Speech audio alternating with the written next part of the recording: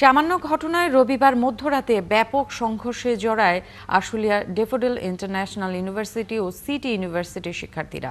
দফায় দফায় হামলা, ভাঙচুর ও অগ্নিসংযোগ করা হয়। উভয় পক্ষের শতাধিক শিক্ষার্থী আহত হন। তবে ভোর থেকে পরিস্থিতি শান্ত রয়েছে। এ ঘটনায় একে অন্যকে দোষারোপ করছে দুই বিশ্ববিদ্যালয়ের শিক্ষার্থীরা।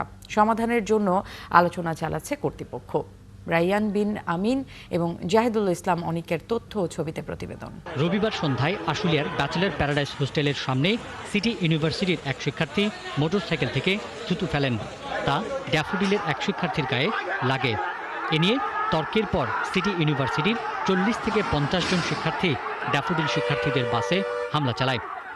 এরপর ড্যাফোডিলের হাজারো শিক্ষার্থী রাত 12টার পর সিটি ইউনিভার্সিটির ভেতরে ঢুকে শিক্ষার্থীদের অবরোধ করে মারধর ও ভাঙচুর করে।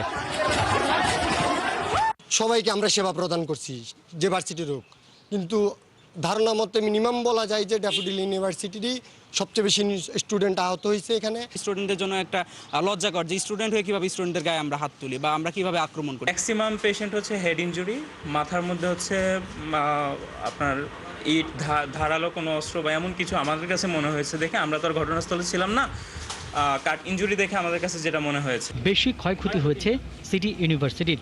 বিশ্ববিদ্যালয়টির প্রধান ফটক থেকে শুরু করে সবখানেই পোড়া চিহ্ন। ভাঙচুর করা হয়েছে বাস, মাইক্রোবাস, মোটরসাইকেল সহ প্রশাসনিক ভবন। আমাদের ইন টোটাল বাস পোড়াইছে হচ্ছে 4টা, ঠিক আছে। আর আমাদের স্টুডেন্টদের জন্য যেগুলি গাড়ি ছিল ওগুলি তো পোড়াইছে, প্লাস আমাদের মোটরসাইকেলও ভাঙা হয়েছে। অ্যাকাউন্টসে আমাদের সকলের যে টিউশন ফি জমা দেয় সেগুলো সব অর্থ এখানে ছিল, সেগুলো লুটপাট করছে। বিশ্ববিদ্যালয় পুরো ছাত্ররা এই জিনিসগুলো কিভাবে করে ভাই, এটা আমার আপনাদের কাছে এদিকে হামলার বিষয়টি জানলেও রাতে পুলিশ ও প্রশাসনের কাউকে দেখা যায়নি ঘটনাস্থলে। সিটি ইউনিভার্সিটির সাধারণ শিক্ষকরা মনে করছেন প্রশাসনের নীরবতা পরিস্থিতি জটিল করেছে। অনেকের সাথে হাতে ধরে পায়ে ধরে কান্না করছে যে আপনারা আসেন আমাদের রক্ষা করেন।